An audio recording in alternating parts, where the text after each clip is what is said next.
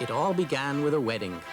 In 1810, when Crown Prince Ludwig married Princess Therese von Sachsen-Hildburghausen, they held their reception on a broad meadow outside the gates of the city of Munich. A huge celebration was held to honor the youthful newlyweds.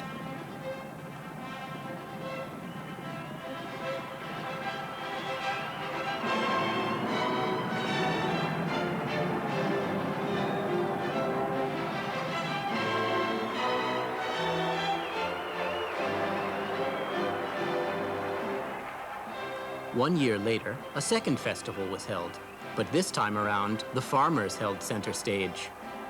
Horses, sheep, pigs, and cows were led past the royal pavilion. Max I Joseph personally bestowed the awards. Supporting and encouraging agriculture had always been near and dear to him. What began as a wedding reception had become an agricultural celebration. 15 years after the royal wedding, Ludwig I ascended the throne. His heart's desire? To create works of art of which Bavaria would be proud. Ludwigstrasse, which stretches from Siegestor to Feldherrenhalle, was built, and Munich became the proud owner of one of the most important boulevards in all of Germany. The king was fascinated by the idea of making his capital city into a single enormous work of art. Max I Joseph bore the honorary title Pater Patriae, Father of the Country, but he really didn't share in his son's enthusiasm for the arts. His gaze was focused on posterity. I will build not for centuries, but for millennia. And like his favorite architect, Leo von Klenze, Ludwig I believed that the only true art was Greek art. Königsplatz in Munich is an expression in stone of King Ludwig's belief.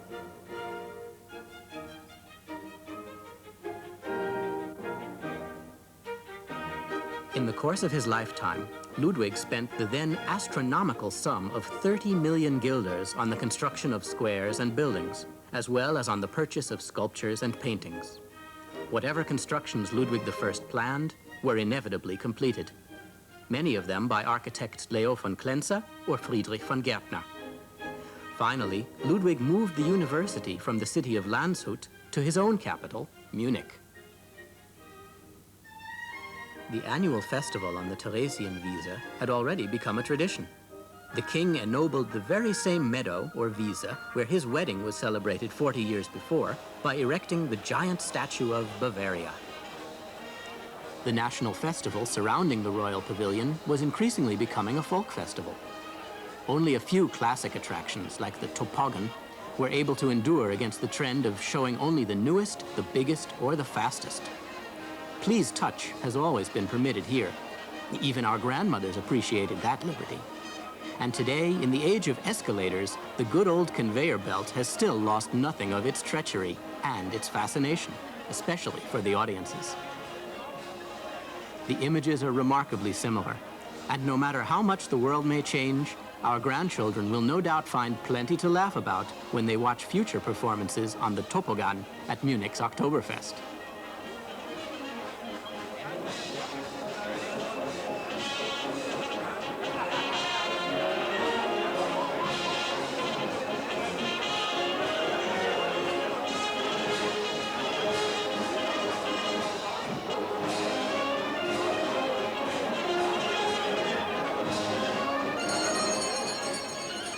Entertainment at the Wiesn. At first, there was only one jackpot booth. For charitable purposes, one could win little articles made by hand by Sunday school children. Not until 1861 were artisans and showmen permitted to participate. The great era of folk shows began. For 80 years, from Hagenbeck's Nubian caravan to Veldel's Hawaiian village, Oktoberfest goers loved to take excursions into exotic, faraway worlds.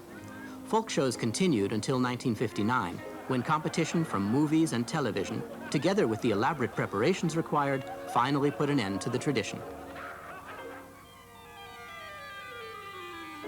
The animal shows have grown smaller too.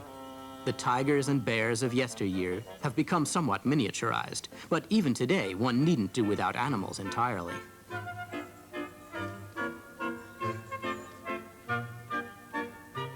Feeding time at the world's smallest circus.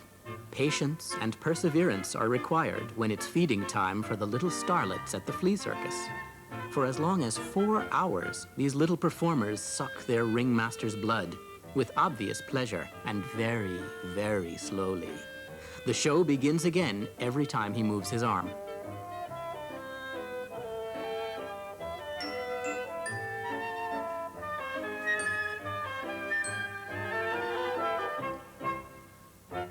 His grandfather was likewise wet nurse and lion, should I say, flea tamer. Problems with the younger generation of both species mean that the mini-stars in their mini-menagerie at the feet of the great Bavaria statue are best admired through a magnifying glass.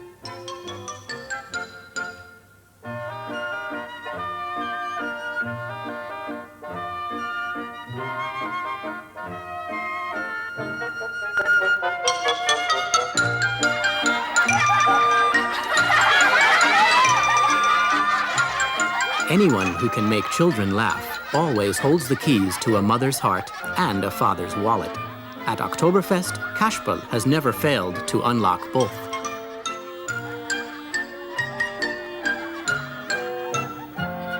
Though the dreary death bell has rung for most of the old show booths, the curtain still goes up when it's showtime at Schichtel's. It all began in 1806, when Ignaz Schichtel settled down in Munich as a puppet player. Traveling shows had fallen upon hard times, but brighter days began to dawn in 1872, when itinerant entertainers, showmen, mountebanks, and tricksters were admitted to the Oktoberfest.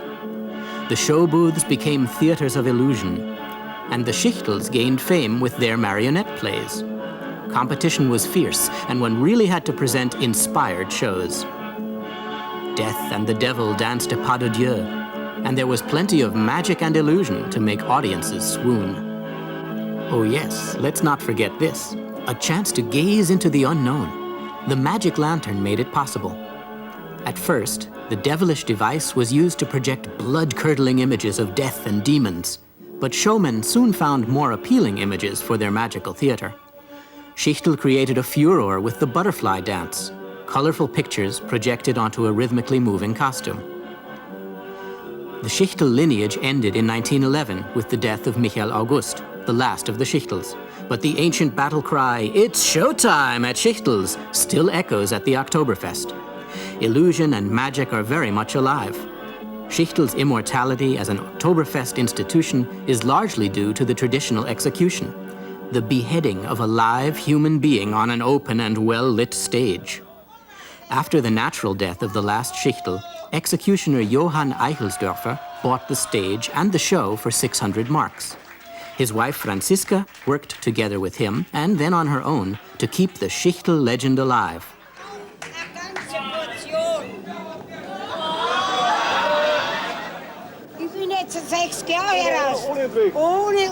I've been here for 60 years without a break, and I'm only 83 years old. Ja, sein hohes Alter. 2 years after these films were made, the curtain came down on Franziska for the last time. But Schichtel couldn't be allowed to perish. Zum Schluss unserer Vorstellung, meine Damen und Herren, zeige ich Ihnen das Original. Die Hinrichtung, die Guillotine, die Köpfmaschine. Two Munichers, a wholesale florist and a restaurateur, took possession of this piece of Oktoberfest history and also assumed the role of Alfons Glockner, the grim henchman who had made heads roll for Franziska.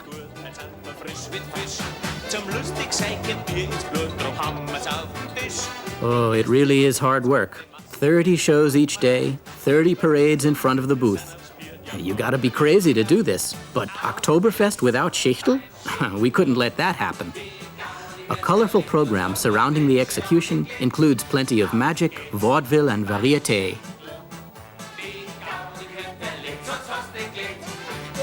Auf die Guillotine.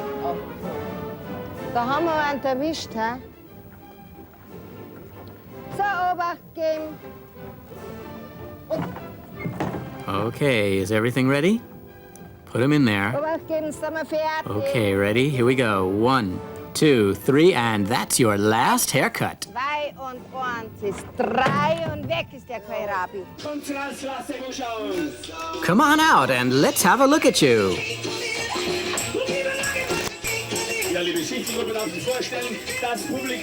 Schichtel team, allow me to present our audience. Ladies and gentlemen, the Schichtel team.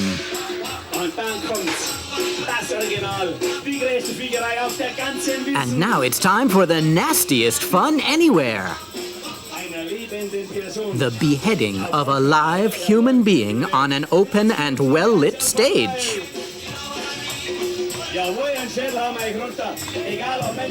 Yeah, we'll make your head roll, whether you're a man, a woman, or an American. When we're through with you, you'll be able to drink your beer without stopping to swallow. Here at Schichtel's, you'll see everything, even the last twitch of their tonsils. And here's the man who does it all, our henchman, Alfons Glockner.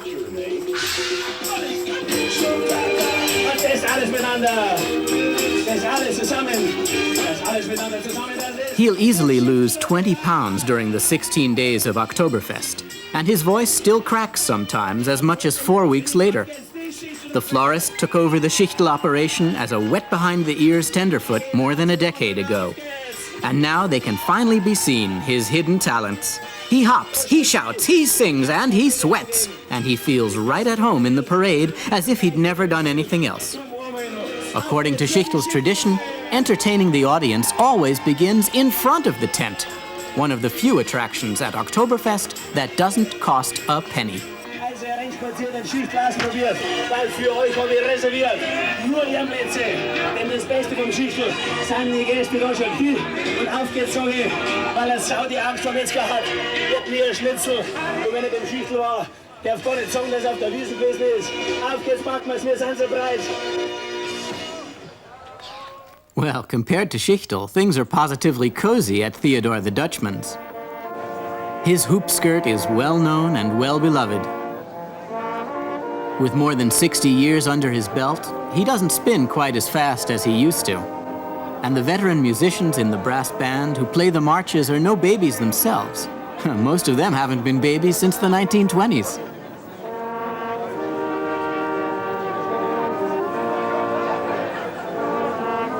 And like the guillotine at Schichtel's, Theodore's hoop skirt comes out of mothballs once a year, when the civil engineers become showmen for 16 days. You know, he says, people would be disappointed if we didn't show up here. And after all, these days at Oktoberfest, they've become a part of my life. Another must-see attraction for anyone who enjoys a good laugh. Pay your money, stay as long as you like in the Devil's Wheel at Betty Feldel's. With a little help from centrifugal force, with a big ball or a few lassos, sooner or later, Mickey and his helpers managed to pull every volunteer off the turning wheel. But we were witnesses to a world premiere.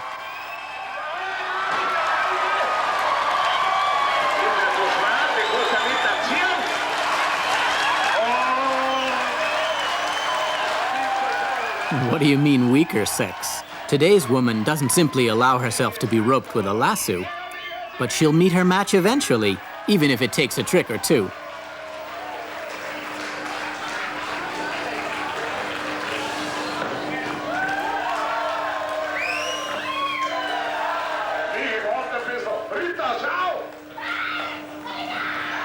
And while we're on the subject of extraordinary ladies, here she comes on horseback.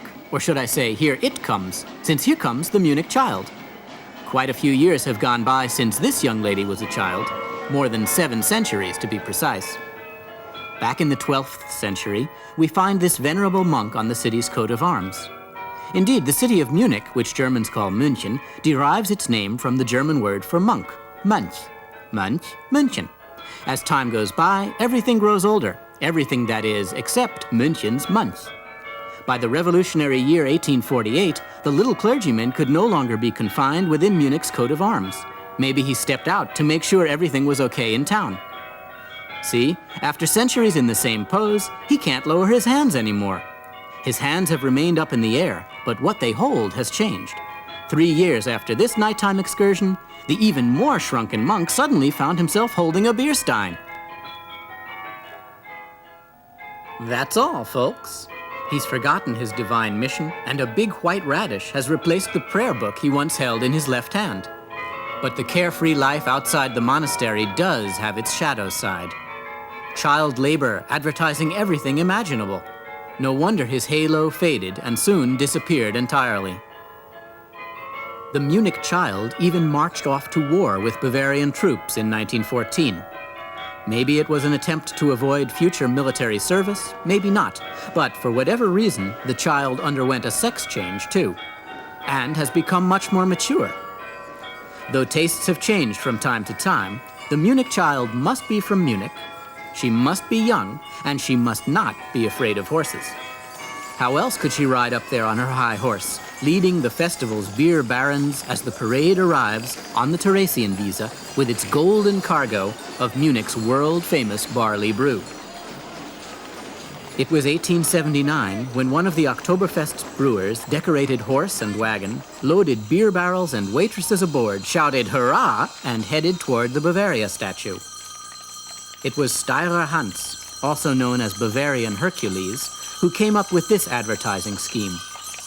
Obviously, he never arrived at the Theresienwiese. But nowadays, all traffic stops to make way for the decorated horse-drawn wagons of Munich's 6 major breweries. But back then, Munich's police put a stop to Steyrer Hans. What began as a disturbance of the peace and public order has become a beloved tradition, the ceremonial arrival of the Oktoberfest brewers.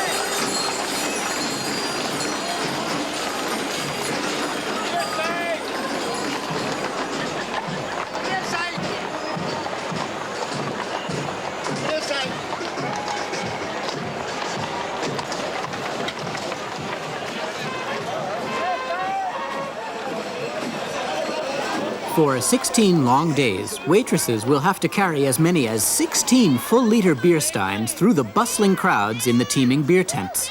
So these women really do deserve the first sips of the noble brew.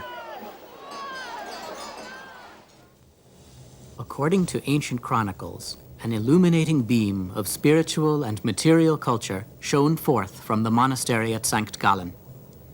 The illumination was not restricted to the art of brewing alone.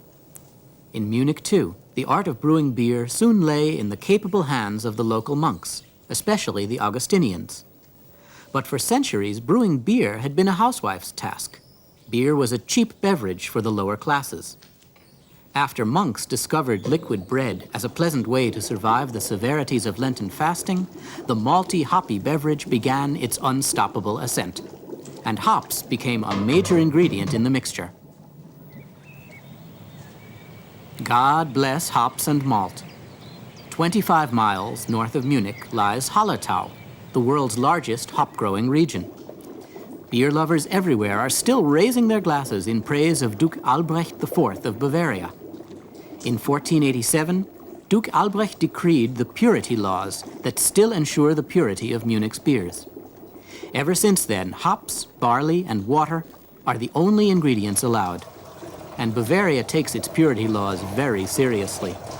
When Bavaria joined the German Republic in 1919, it did so under one condition: that the Republic accept Bavarian beer purity laws. This monk would never have dreamed that Germans would one day become the world's undisputed champions in consuming his liquid Lenten nourishment. So it's no wonder that beer became a major affair as a thirst-quenching accompaniment to the hearty goodies in bring-your-own picnic baskets. The festival's dimensions swelled, and so did the beer consumption. This was a source of embarrassment for the brewers. Since high temperatures are bad for fermentation, back in those days most brewing was done during the winter months. The last beers brewed in March were given an extra strong dose of alcohol. Of course, it was a long time from March to Octoberfest, and sometimes the beer was in short supply or had spoiled before the annual festival even began. As Octoberfest season 1871 rolled around, Lady Luck smiled on Gabriel Sedlmayr from the Leist brewery. It had been a very hot year, and summer beer was already in short supply. For many years, Sedlmayr had collected the latest improvements in beer brewing for Spaten breweries. In those years, Munich's breweries had not yet amalgamated into the Big Six, whose beers are now served at Oktoberfest. Beer quality was guaranteed solely by the reputation of the various brewers, but complaints about poor quality beer were not infrequent. Meanwhile, in Vienna, Sedlmayr's son learned to brew a particularly strong and long-keeping beer that would not spoil easily. The police were concerned about possible riots due to the high prices charged for the new brew. But the riots never materialized, and Sedlmayr's beer was a smashing success. Oktoberfest beer baron Michael Schottenhamel was right. He said, if you serve a Municher a better brew, he won't mind paying a little more. Another tradition began in 1950, when Munich's then mayor Thomas Wimmer took the mallet in his own hand to tap the first keg. And tap he did, 11 times, until the keg finally began to flow. Meanwhile, countless kibitzers stood by to count the mayor's hammer blows. Ever since, Munich's mayors have always come to honor tradition and tap the first keg. The years of extra-strong Märzen beer are over, and nowadays Oktoberfest beer always has an original gravity of 13.5%. That percentage has long been a law at Oktoberfest, and it's no more subject to question than the inviolable purity law of 1487. But that's enough history for now. As that prince among poets, Johann Wolfgang von Goethe, so wisely said, "Dusty books are dry and drear, but joy flows with the beer. Fresh beer goes to my head, all old books are stale and dead." It's not the keg's contents, it's the drinker's capacity that can cause problems. But all the breweries guarantee that they'll gladly top off your stein if you feel that it hasn't been filled to capacity. And speaking of capacity, each keg weighs 660 pounds and contains 200 liters of beer. That's nearly 53 gallons. Keg for keg, stein for stein, tap for tap. 12 hours a day, 16 days long, the precious golden brew flows and flows. Service is fast, waiting times are brief, thanks to the legendary Oktoberfest waitresses. Those strong and agile women have been known to carry as many as 16 full-liter beer steins single, or should I say, double-handedly. A broad palette of culinary tidbits is available to tempt the broad palates of Oktoberfest visitors. And since at the Oktoberfest it's not only the beer tents that are enormous, let's begin by telling the story of the biggest mouthful of all. Loin of ox from the rotisserie? Naturally with Lower Bavarian-style potato salad. How would you like yours? I'll have plenty, and a second helping, maybe even a third, too. Austrian cooks and Bavarian oxen. Here at Hermann und Annaliese's Ochsenbraterei, those delicious morsels weigh in at a whopping 880 pounds. But there are so many hungry Oktoberfest gourmets waiting that even the largest and the meatiest August is quickly transformed into mere skin and bones. Of course, the next ox is ready for the barbecue, but it'll take some time for that ox to perform a few hundred pirouettes. And the fellow they simply call ox number 25 isn't just any old ox, at least not for us. He was an old friend of ours.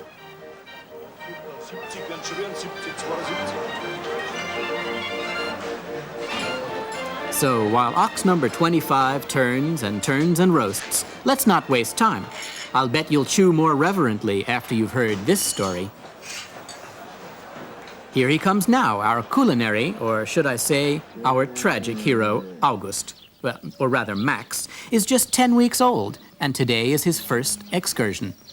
Siegfried Schönacher, his breeder and surrogate father, leads him on a white and blue leash.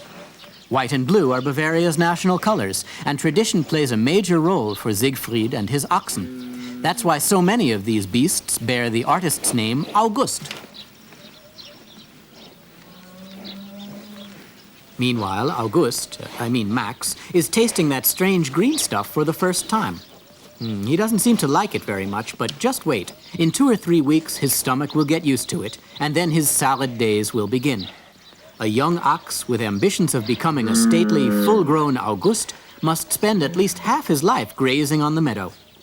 But first, he has to overcome one decisive, or should I say, incisive hurdle. He's only 16 weeks old, but young Max must say farewell to his burgeoning masculinity. There is a bright side to all this, since oxen grow more slowly than bulls, and are thus able to enjoy a few more weeks on the green Bavarian meadows before the butcher's knife brings them to the eternal Elysian fields. His short but carefree life will last 20 months, during which time he'll gradually put between 1,200 and 1,500 pounds of tender beef between his strong bovine ribs. Ox is not gleich Ox. An ox is not just an ox. A good ox that must spend a whole summer here in the meadow. That takes more time, but it makes a better ox. Now, we like Bavarians best, but you've got to cook 'em right. Time flies. Max, is nearing the final stages of his mortal existence. He seems oblivious to the doom that looms, but he's led an impeccable ox life, and his bovine soul is surely headed for paradise. Wherever his soul may be going, his beefy body is definitely going to Munich, to the Ochsenbraterei at Octoberfest. 1881 was the first year when an entire ox was roasted on a spit at Octoberfest. So our Max can look with pride at a long line of flavorful ancestors. 5 o'clock in the morning. Twilight is as peaceful as Max's innocent conscience. And this is the calm before the storm. Oktoberfest without the Ochsenbraterei? Unthinkable. Not since 1898 has such a thing happened. Back then, 5 oxen were roasted during the festival. Nowadays, those 5 oxen wouldn't even last 2 days. Every day, early in the morning, a pair of oxen is prepared for that day's roasting. And preparation is hard work, not solely because the spices must be properly applied. Max, what a change has come over you. My heart is heavy, but my mouth is watering. I love you so I could eat you right up. And I'm not alone. 1 ox and so many mouths to feed. 7,000 of us are gathered in the tent and outdoor garden, and every one of us wants you and you alone, from your tender loin to your flavorful filet.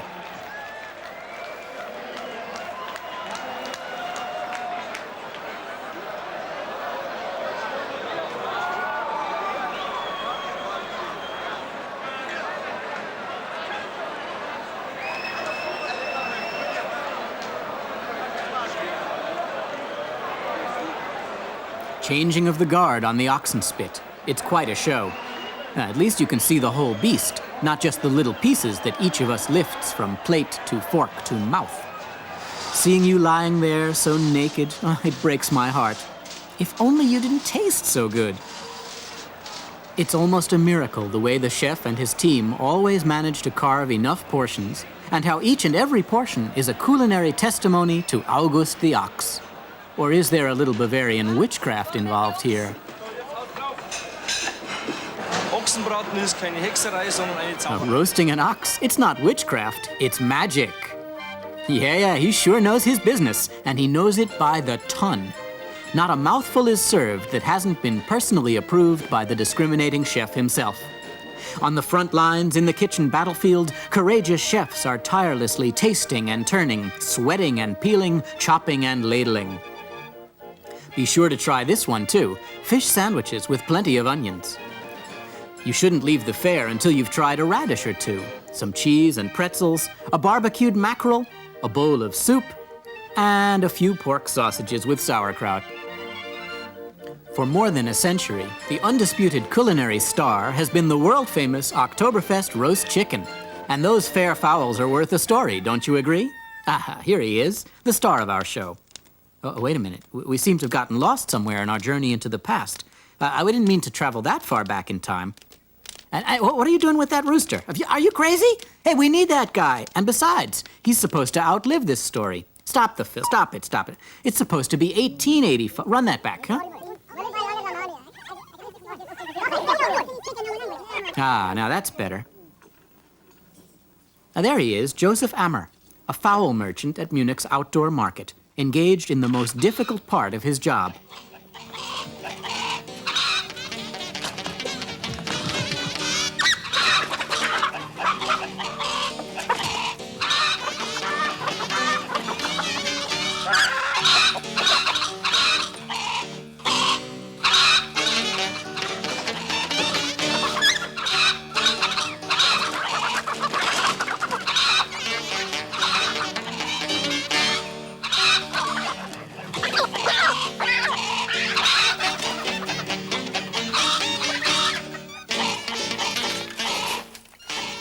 Yes, to paraphrase satirical poet Wilhelm Busch, some folks must go to elaborate ends, chasing their fair, feathered friends. Everyone loves the eggs they lay.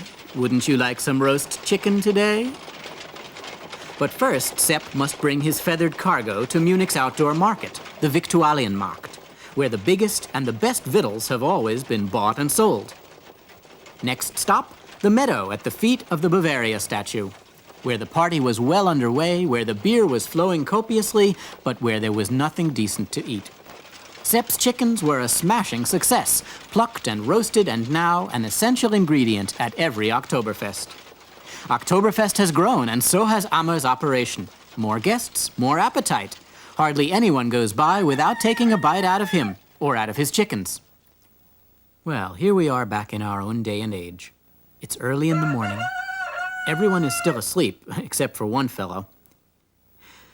He hasn't got much to crow about, though. His whole harem is gone.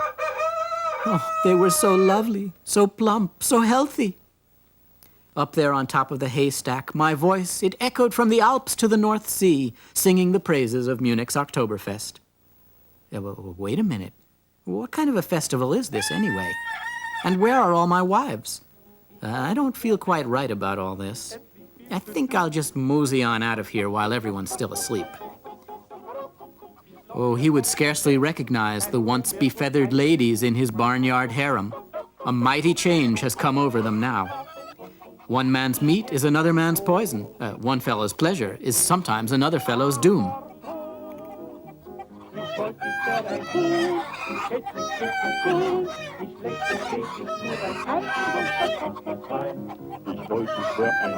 800,000 birds, more or less, will meet their maker before the first Sunday in October puts an end to the Bavarian National Beer Blast. This is not what you'd call a hotbed of radical feminism. Or have you ever seen a roast rooster? Not even Ammer's has got one of those.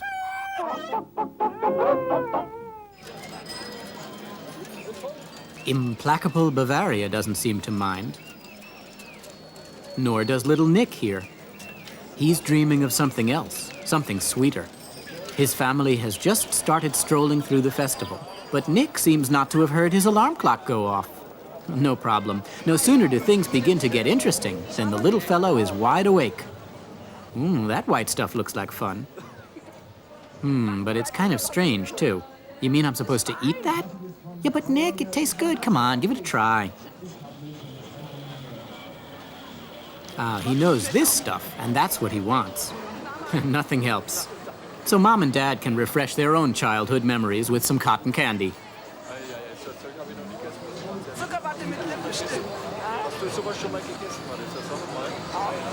You simply have to know what you want and know how to get it. Could I please have a little peace and quiet during breakfast here? Wir haben noch Platz, Sie können noch einsteigen. Auf geht's in ein ins Vergnügen. Well, let's see if this will be fun or not. Christian here is 9 years old, and he's ready for action. So hold on tight and don't look down, Chris.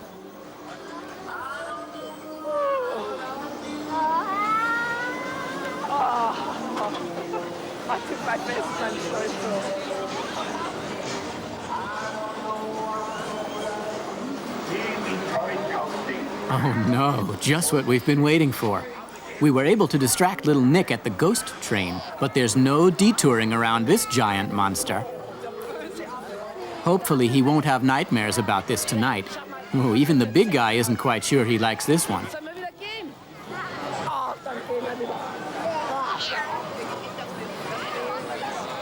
Let's get out of here and try to forget all about it.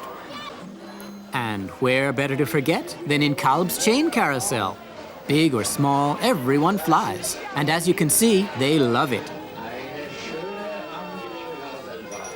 Christian thinks it could go a little faster, but his father is occupied with thoughts of an entirely different nature, thoughts which will soon become reality.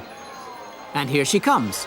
Agnes, I'll have a liter of beer, and a second liter, and a third liter, I'll have 1 beer and a lemon cola and half a roast chicken and a salad and some sauerbraten. Today's family day. And Mom says you can use your hands to eat the chicken. And once that's permitted, he's no longer interested.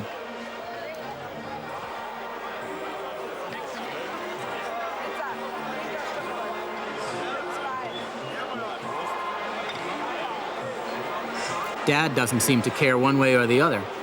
Finally, at long last. What's that smell? Oh well, what goes in must come out. It's no fun carrying everything along all the time. Between the police booth and the festival administration, Nick makes himself a little more comfortable. And next door, we have the lost children. Or should I say the found children, since we've found the kids, but we're still searching for their lost parents. After a rest or after hard work, either way, off we go again.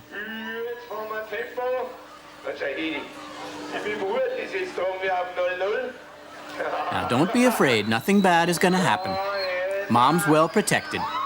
So far it hasn't been all that bad, but I don't quite trust this one.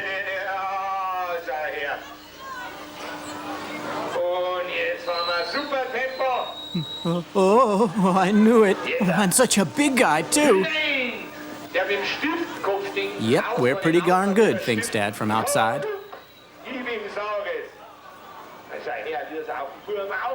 That time it was just 3 of them, but who'll be the next to go?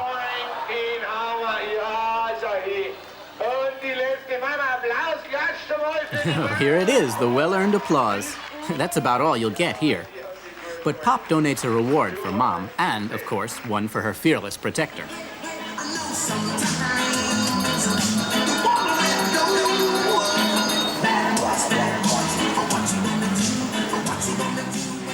It sure is strange. The more you do, the more you see that you'd like to do. But 5 hours of up and down, back and forth can really make one's head spin.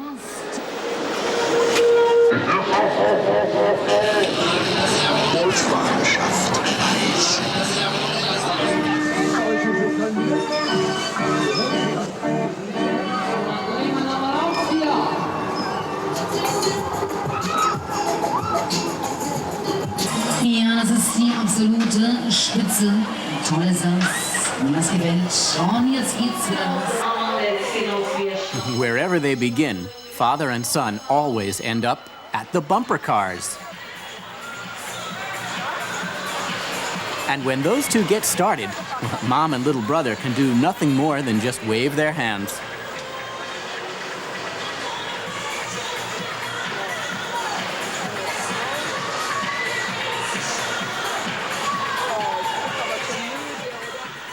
What was that? Mom saw it too, didn't she? They're getting ready for their grand exit.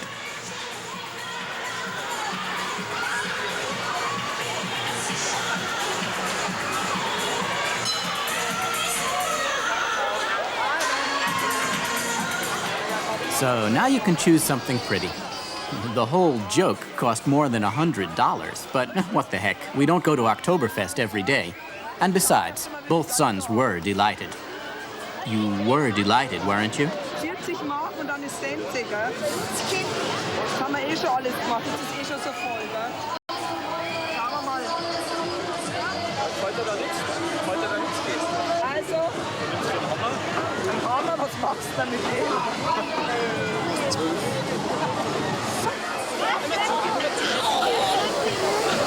Delighted? Oh yeah, you bet, I sure was delighted. Oh, can't you hear how difficult it is for little Nick to say goodbye to the Theresienwiese? It just ain't fair. One always begins to get tired just when things really start getting exciting. Well, let's take a look behind the scenes now and meet the Distel family.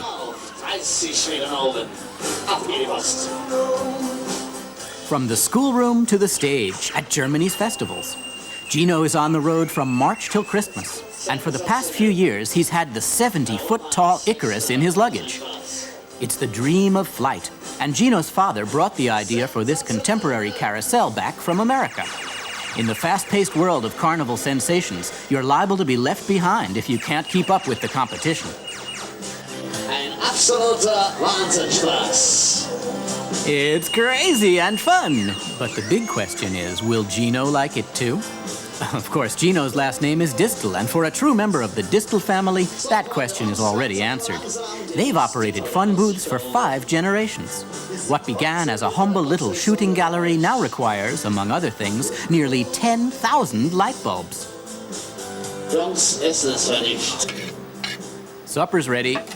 For more than 25 years, every fall, Mrs. Peach exchanges her little house in Rosenheim for 3 weeks in this mobile home. She's as much a part of Octoberfest as the statue of Bavaria. But for the Distels, she's far more important than any old statue.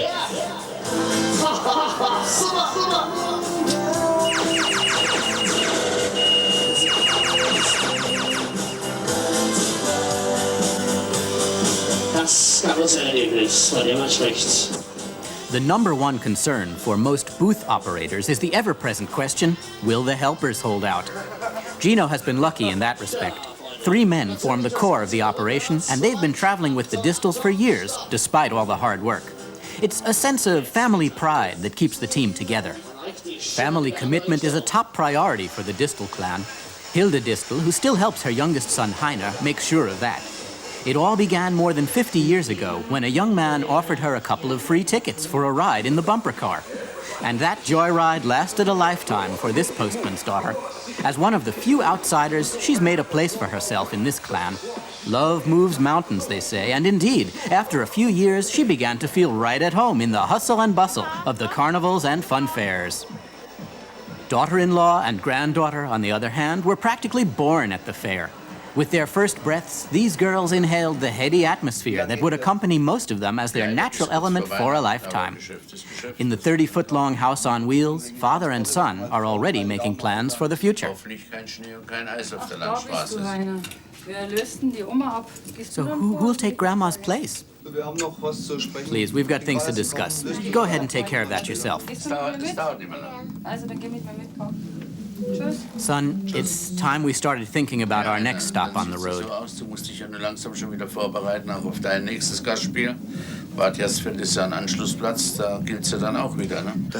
No, I don't expect any trouble, Dad. We'll all work together and get the job done. Work together, stay together. Heinz Distel's 3 children have always done both.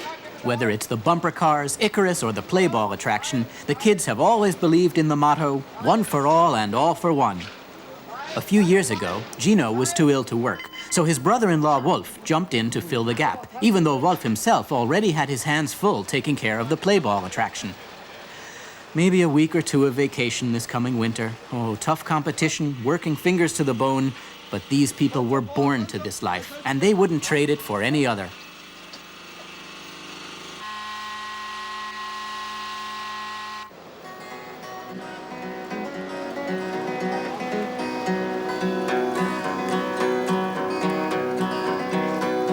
Here today, gone tomorrow. Hardly come, time to go. But you'll never hear me gripe or moan. I chose this life, never counted the years, never asked about the past or tomorrow. But sometimes I dream and wonder how it would be to have time on my hands and less work to do. But the years roll on by, and it's more than clear that things will never stay the way they were.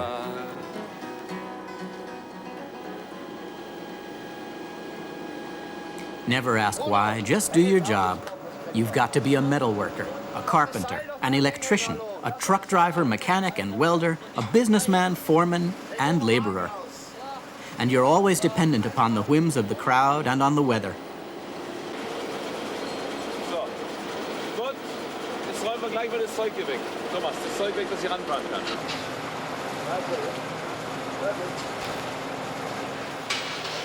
After another endless night of taking it all down and packing it all up, when doubt joins forces with fatigue, the only thing that helps is to think about the next place, the new people, the crowds waiting for you there. And then you know the show will go on because the show must go on.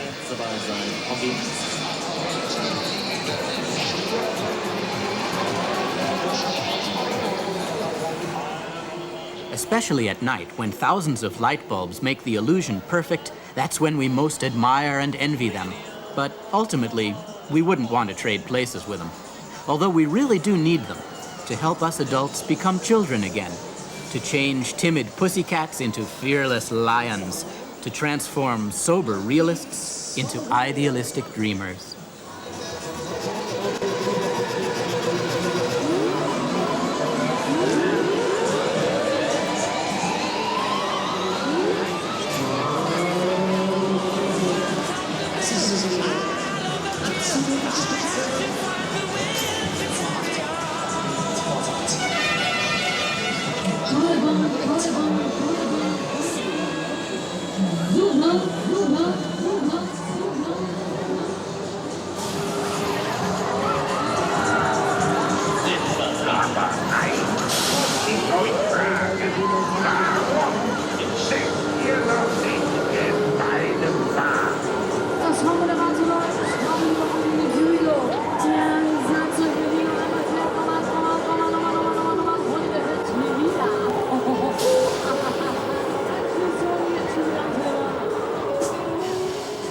But now it's back to reality and to an event that you surely won't want to miss.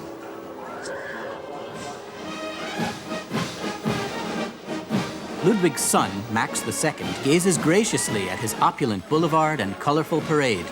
As early as the royal wedding of 1810, when it all began, children from throughout Bavaria dressed in their local costumes and proudly paraded before the king and his bride. Starting in 1820, the costumed children were accompanied by marching bands, flag bearers, and marksmen. A few years later, representatives from industries, businesses, and above all from rural agriculture paraded past the admiring eyes of their city cousins.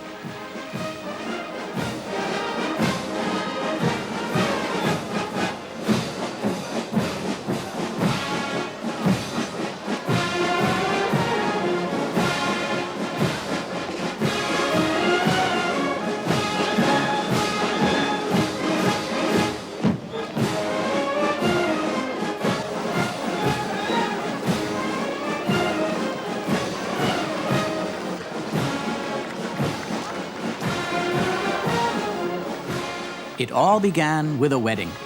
In 1832, 35 couples were assembled, brides and grooms from throughout Bavaria. Today, the wedding coach, marriage trees, and bridal costumes can be admired in this grand parade. But nowadays, the costumed women needn't all qualify as certified virgins.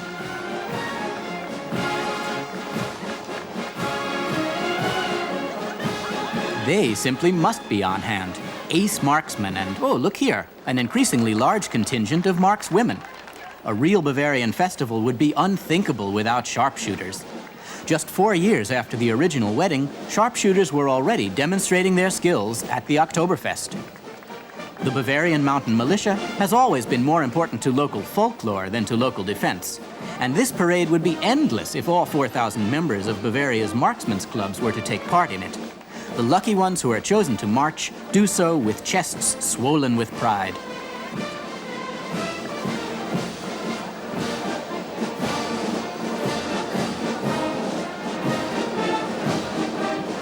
An essential part of the parade since 1887, the Winzerer Fendel, guild members wearing the costumes of medieval mercenaries known as Landsknechten. A Bavarian legend, the blacksmith from Kochel, mortally wounded after courageous resistance during the notorious Black Christmas Night at Sendling. And if she doesn't want to risk falling off her horse, this brewery rose had better switch to soft drinks. Year for year, Bavaria's history and costumes, militia and farmers, legends and folklore pass in review. It's an entertaining way to learn some interesting facts. For example, it was a gentleman named Matthias Glotz who founded the famous tradition of violin making in the village of Mittenwald. Experts can tell a great deal just by looking at the hats and bonnets worn by the ladies. Don't forget, red pom-poms on top mean that the girl underneath is still single. Married women wear black pom-poms, so hands off. When a girl has just donned her wedding bonnet, her life is sweet as honey, hence the expression honeymoon. Sometime thereafter, the consequences of those honeyed hours can proudly take their place in the parade too. As opulent as its Baroque churches, traditional Roman Catholic costumes. Protestants prefer less gaudy clothes, the men in sky blue, the women dressed somewhat more darkly. But it's not only Bavarian groups, and not only German groups, who wave their flags in the grand parade of folklore and militiamen beneath Munich's blue skies.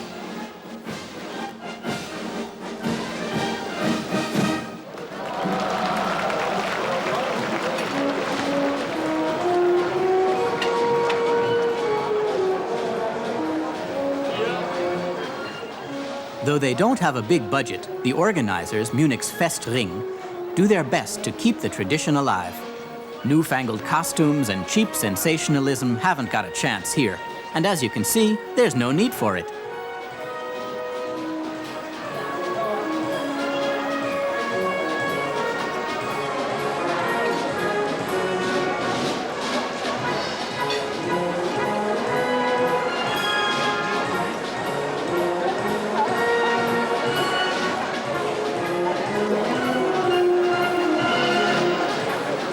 Communication without words. At Theresienwiese, it never hurts to equip oneself with a few basics of the language.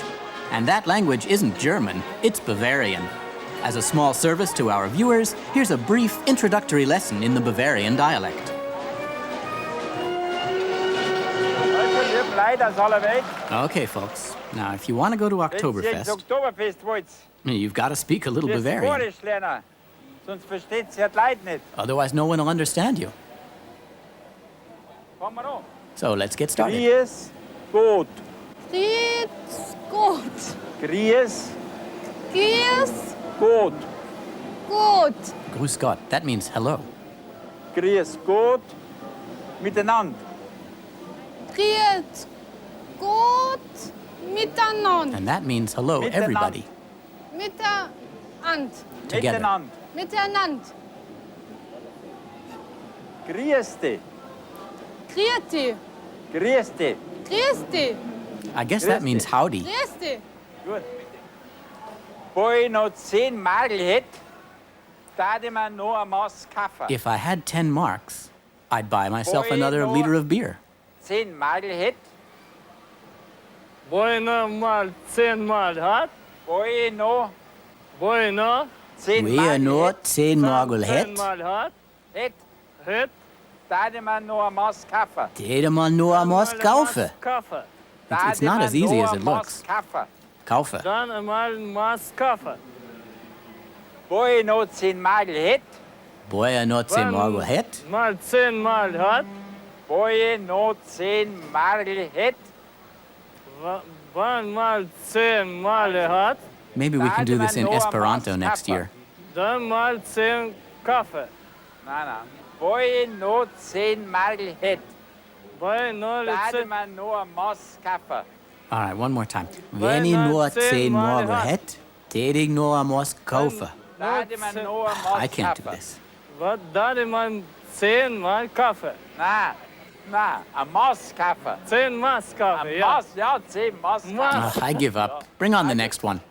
Zuerst hockst auf der Wiesen, First you sit at the meadow, lagst auf der Wiesen. then you lie down at the meadow. Zuerst hockst auf der Wiesen.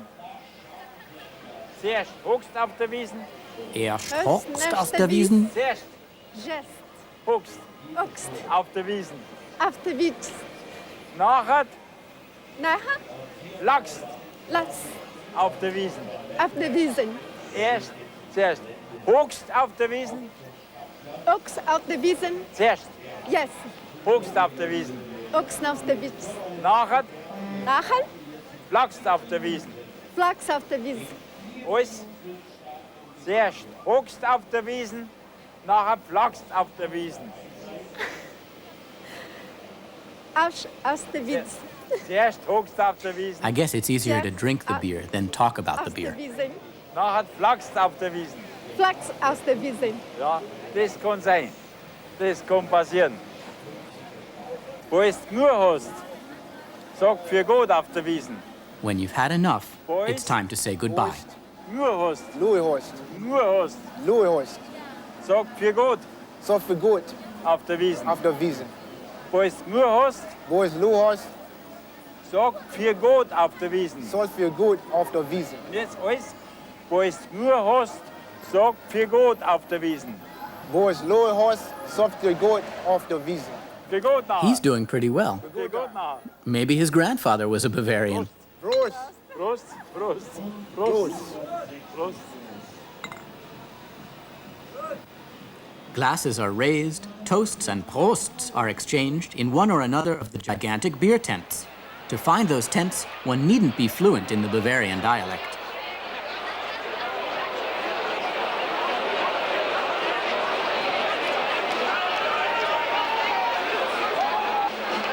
Yo, what's up, man? Peace. Y'all chill, baby. Hey, be light. When you say Munich, you usually think of beer.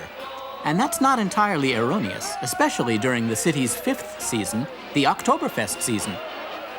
But let's venture into one of the 12 big beer halls, where beer from Munich's Big Six breweries flows in rivers.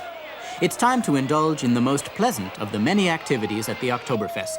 Which activity? Drinking beer? Oh no, not us. We just came here to watch, and watching is almost as much fun as drinking. Perhaps even more fun the next morning when we awake without a hangover.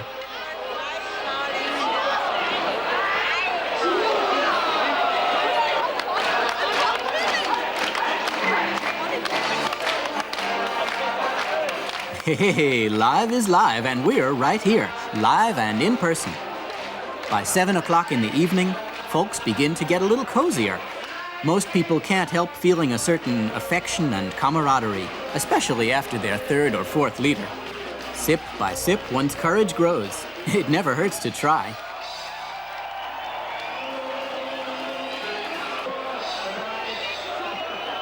Some guys have all the luck. Oh well. 1 more liter, or maybe 2, or maybe a 3rd one.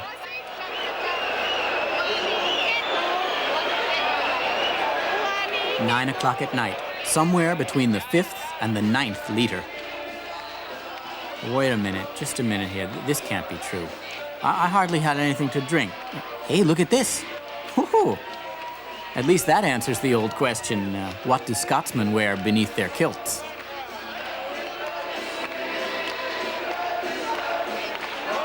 No, they don't seem to care. Pretty soon we won't be able to get through here at all with our camera. And what a pity, since there's so much to see. These guys are...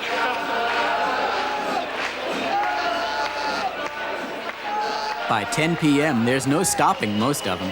Half the crowd seems to be standing up on the benches, even though that's really not permitted. If you obey the rules and remain seated, well, the view isn't really all that bad. Of course, you can't see the musicians.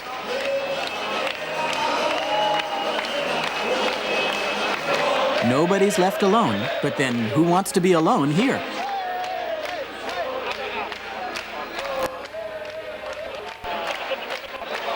It's an art and a science to know when you've had enough. But not everyone is an artist or a scientist. And sometimes the lights suddenly go out, even though Octoberfest hasn't yet closed down for the night.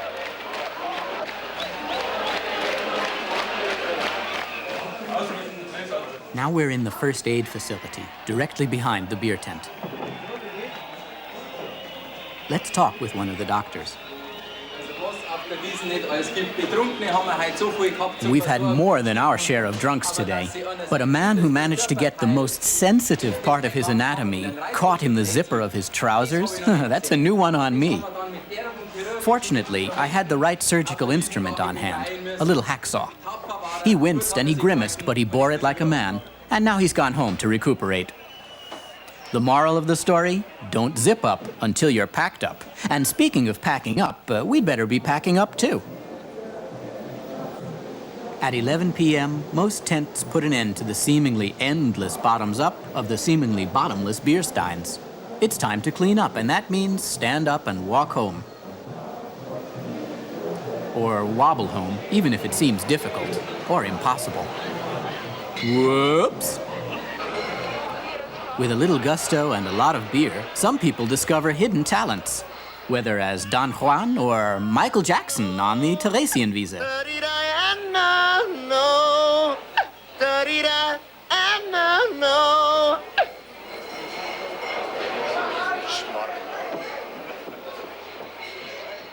I don't think they've noticed that it's all over. Come on, folks, let's go.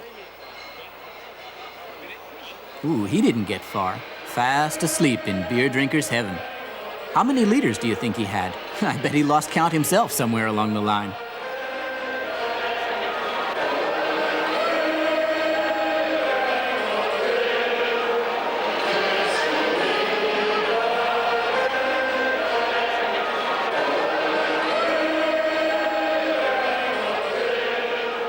It's all over now.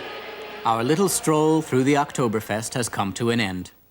And what better place to finish our visit than right here at the feet of Bavaria, that statuesque lady molded from molten Turkish cannons, the metallic woman who fulfilled King Ludwig's heart's desire. And so we recall our happy monarch, whose wedding at the meadow gave us all this annual party.